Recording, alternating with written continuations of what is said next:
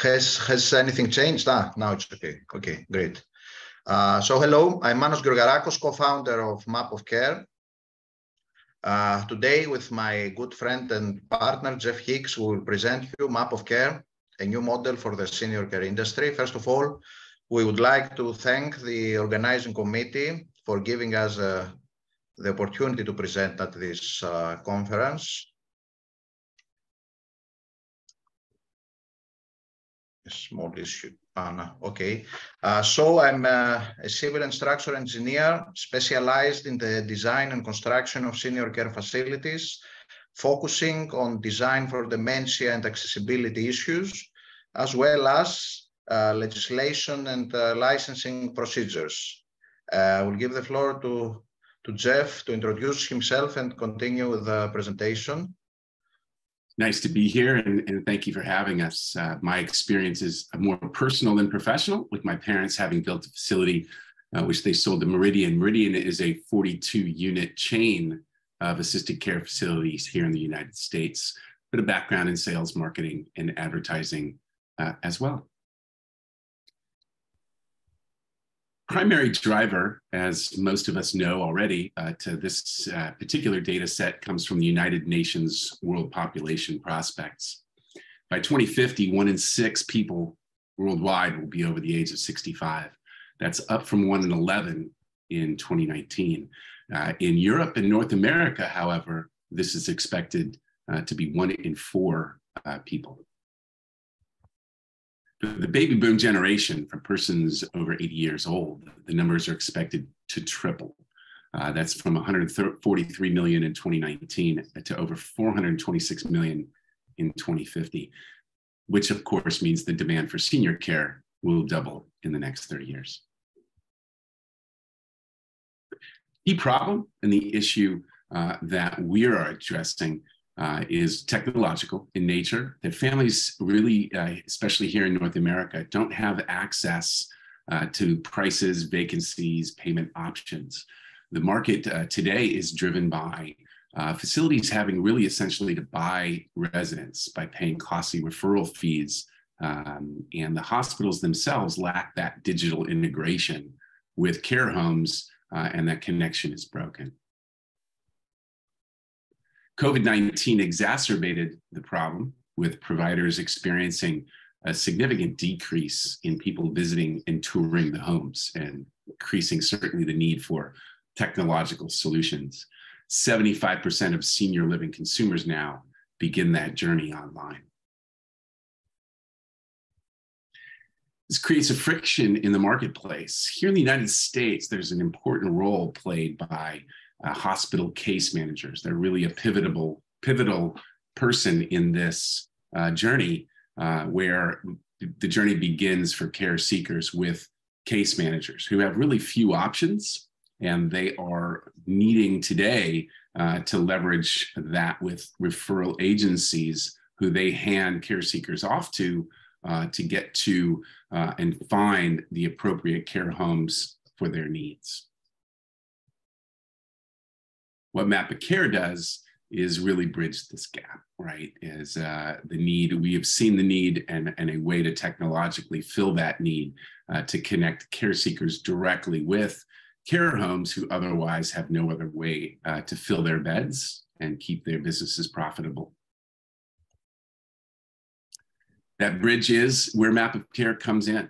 It's solving this need for care homes to get transparent leads without having to pay commissions to referral agencies, and care seekers now can get real-time information on the facilities in their area, things like pricing, vacancies, and as Manos will go into in detail here in a moment, the amenities and all the specifics with regard to those facilities. What Map of Care is providing is essentially a TripAdvisor experience. If you think about how we find hotels today, if we are traveling to a certain market, that type of experience is really what is now going to be available with Map of Care, the ability to determine all the things that you want in a hotel, look at photos, look at amenities, look at all of that. That is really what Map of Care is now providing to this industry. Manos, over to you. Our second solution is 10 smart tools that help users even digitally evaluate care facilities. And what we aim to do is to provide objective assessment. We'll see much more in the following slides. This presentation will focus on these 10 smart evaluation tools, which give users and care seekers the opportunity to evaluate senior care facilities in many different aspects. The general tools provide an overall assessment of a senior living community, while the specialized tools give users the opportunity to assess a care facility in a specific aspect. The more tool used to assess a facility, the more reliable the total assessment will be. We suggest the use of one general tool plus one or two specialized tools according to one's needs and preferences.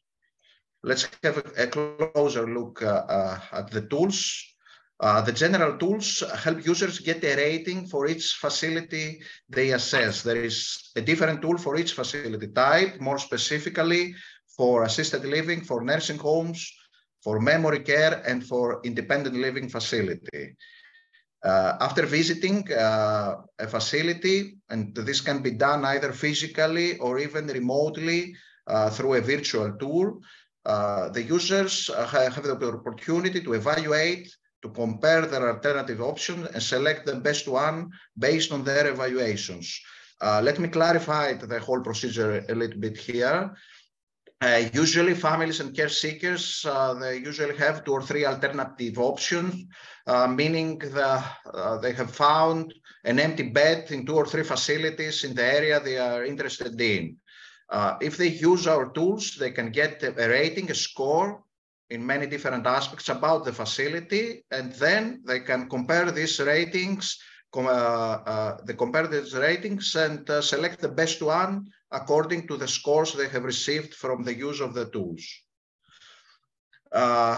We'll move to the specialized tools, and first of all, to the design for dementia tool, which is a specialized evaluation tool answering the question: is the facility friendly for senior residents suffering from dementia, Alzheimer's? Many relevant design aspects of the facility are taken into account, such as color contrast and signage. Let me give an example here.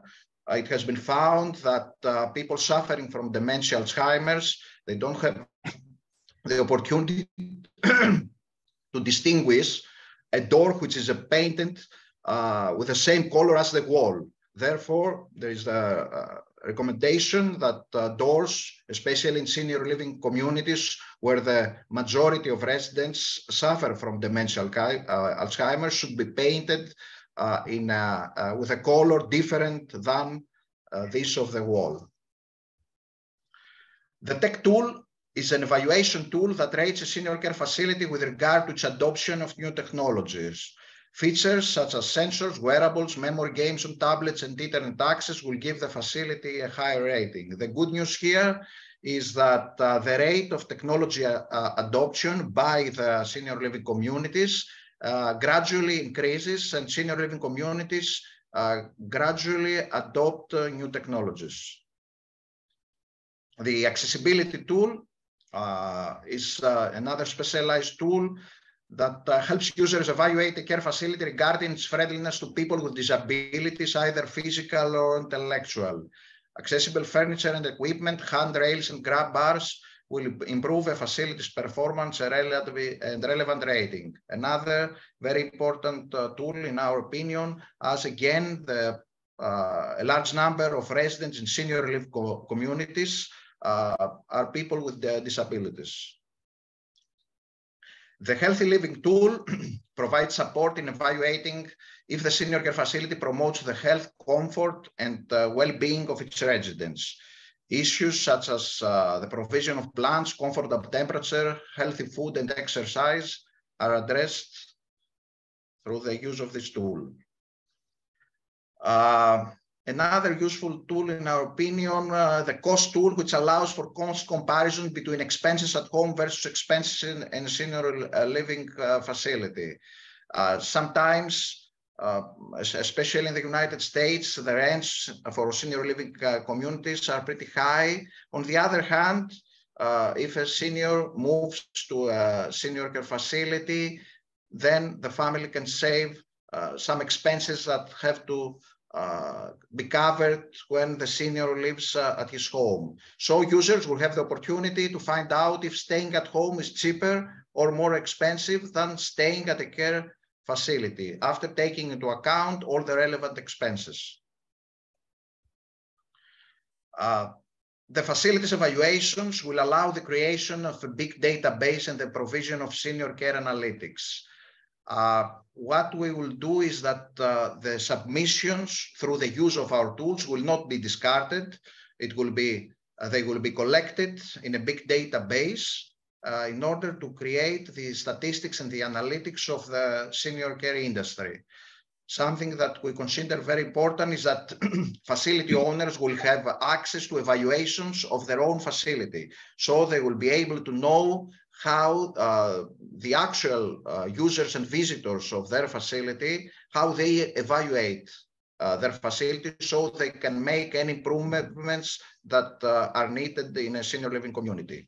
The overall analytics will be provided to any party, like researchers, academics, all parties that are interested in gaining insights on the senior care sector. In the United States, the type of care is differentiated really by not only assisted livings and nursing homes, but also skilled nursing facilities. But as you can see, the range of cost ranges from $4,000 to $7,500 a month. Assisted care being that type of care where that fosters really more independence in the residents with just a little bit or limited assistance needed, for instance, in bathing, walking, or dressing. While nursing care or nursing homes are really the type of homes that require round-the-clock medical care, with skilled nursing facilities really catering to more of the acute needs like terminal illness or 24-hour care for Alzheimer's. The target market for Map of Care is more than 100,000 of these facilities exist in the US today. The market is $250 billion size, with the target market related to the marketing segment of the industry being $2.5 billion, and with the annual growth rate expected of 8% annually. In January 2021, our pre-launch website was released. In 3 months from now, the first phase of our platform with 10 smart evaluation tools and a map with the first 65,000 facilities is expected to be live. The Los Angeles metro area has been selected as our initial market, and after 1 year, we plan to expand our activities in the San Francisco Bay Area. This is a screenshot from our pre-launch website. You are invited, the web address is themapofcare.com. You are invited to visit it, as well as our social media pages, and stay updated. What I would like, as we approach the end of the presentation, I would like to say that we think that the transition to a senior living community is probably one of the most difficult procedures in a person's lifetime. Our vision is through evaluations, reviews, and ratings to raise the quality of senior care and make this transition as smooth as possible. Thank you very much for your attention. If there are any questions, we would be happy to answer them.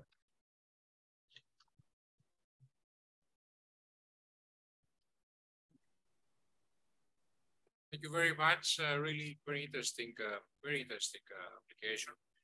Any questions from the audience? Questions? Yes. Hello. Thank you for the interesting presentation. I noticed that you have started, if I understand well, your business from California, Los Angeles, and San Francisco. Is there any specific reason, probably the way people are thinking, or there's another reason? Manos? Jeff? Yeah. Go ahead. I think, Jeff is located in Los Angeles, California, and of course, California is one of the states that hosts the largest number of senior care facilities. If I'm not wrong, I think 25% of senior living communities are located in California. That's why we'll start, and our initial launch will take place in Los Angeles, and then we will expand our activities in the San Francisco Bay Area. This is the main reason. Okay, I think you should move to Greece for the same reason, because many will be coming here from Germany and so on. So let me ask you something else, and this is the final. Did you have any involvement with ethical issues, any type of ethical issues? Meaning, I'm not sure I got your question, like how business own. Special permission from the state, or regarding ethical issues of your technologies and how they can adapt to your specific environment, or? Jeff, would you like to answer this? Sure. I think it's interesting too. The data that we will be collecting is not necessarily personal or private. So I think from the data perspective, we don't have too much from an ethical standpoint to worry about. It's also filled out and completed by the facility managers and care owners, the care facilities themselves. It's really a survey process, right? So I think the data from that perspective, I don't think we have to worry at this point about any ethical considerations. Was that the nature of your question? Was it around the data that we're collecting, or is it around the services themselves? Also the services, because those people sometimes they are not conscious of themselves. So somebody else should decide for them. Did you have any issues there? That's a good question. It's interesting. The people that will most likely be taking advantage of our tools and of our technology are not the patients themselves, but their children, the people who have taken care of their elders and are making those decisions and helping them make those decisions. So I think that, a lot of our research has gone into the person who actually does the research and does the help. And it's a huge challenge for that person oftentimes to find the right care and to match the appropriate facility with that loved one's needs. So I think from an ethical standpoint, it's not so much, our target market is not so much the patient themselves as much as the person seeking that care for their loved one and helping them move through that process for their loved one on behalf of them, if that helps make sense a little bit. And something I would like to add here is that one of the main targets of these tools that were presented today is besides the final rating and score that the user gets after completing and running the tool, is that what we have seen is that people do not know how to evaluate a senior care facility. For example, most people are very familiar and know how to evaluate a hotel because they have been accommodated many times at hotels. But most people, when they first visit a senior care facility, they don't know what questions to ask. So one of the main targets of our tool is, besides the score and the rating, to inform people what are the right questions to ask, because many times people, families, care seekers, the sons and daughters of senior, they actually visit the facility. There is a manager of the facility there who shows only the areas of the facility that he would like to show them. But through these tools, the families will know the right questions to ask. So it's a little bit educational, I would say, the use of these tools. I have also some question. I didn't get a little bit the process of data of who is putting the data. So the care facility manager completes some questions that you have in order to give, how to say, where is the infrastructure, digital-wise, et cetera, and this is all the data you collect, and your tools are compare the data for different facilities, or you intend, or you have also in mind to take the opinion of previous seekers rating, let's say, the care facilities that already host their parents, or maybe changing because there was a problem in the first one, or things like that. I don't know. I would like to clarify some things about this, the process, let's say, of data collection and evaluating. Who is evaluating your tool? Sorry. Yeah, of course. No, this is a great question. A great question, I think. The use of the tool, the tools are targeting actually two different groups.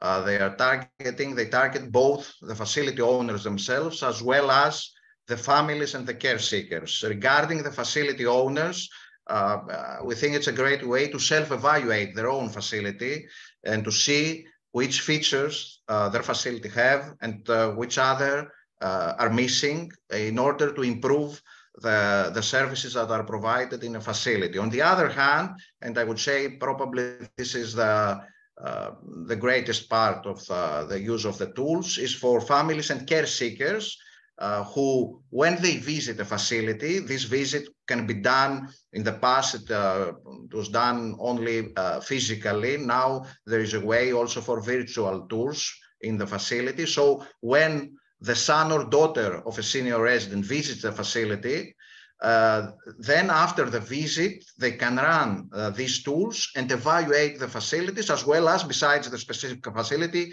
the 2 or 3 other alternative options that there are in the area. So the tools are intended and the data is collected from both sides. Of course, regarding the analytics, we will not take into account the owner's assessments, because we all can understand that will be a little bit subjective. But we tend to have a large amount of submissions from care seekers and family, so the data will be collected mainly from this group of users. And the question too is a good one, I think, looking at that TripAdvisor model, where you go and you evaluate a hotel based on reviews and based on ratings. At the present time, we're not really providing necessarily a reviews and ratings tool. I think that's a possibility for us.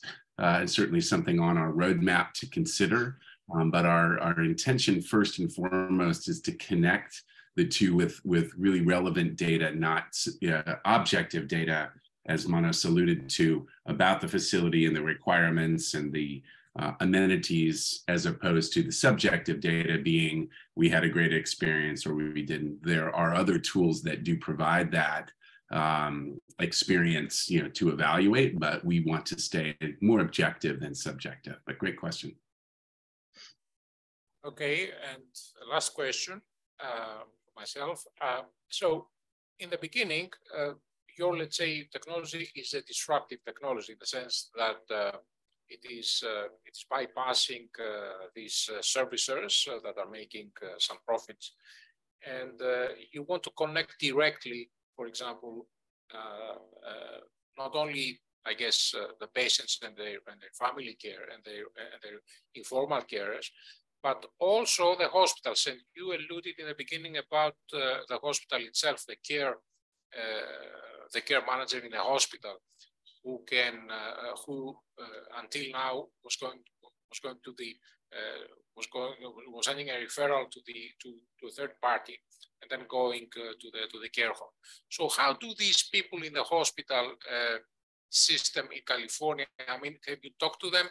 Are they open into that? Are they interested in that? Because as far as I can see, this is the other part of the users you want to, let's say, actually connect to. Yes, it is, and a very good question, and certainly an important part of our research over the last year or two has been to connect with case managers who, the vast majority, have responded very favorably to this tool. The ability to be able Most case managers in hospitals either have a list of nearby facilities, which is usually not complete. It doesn't contain everything in the area, but maybe those that they've been aware of or that have contacted them. In the same manner, the referral agent that they typically work with also has an incomplete list, because they're really only taking those care seekers to the facilities that are paying them a referral fee. So the case managers have responded very favorably, because this gives them a comprehensive list of all, or at least allows them to refer that patient to a comprehensive list of facilities in the area with the amenities, with the needs of that patient available through the tools that Manos walked through. I will say, however, there is an interesting little bit of friction in this marketplace that is, as we would say, under the table, right? There is the facility owners and managers have told us that in many cases, the referral agents have an under the table agreement with case managers. So I think there's a small fraction of case managers that do accept illegally monetization or payments from case or from referral agents. And that friction, from the vantage point of the facility owner, is a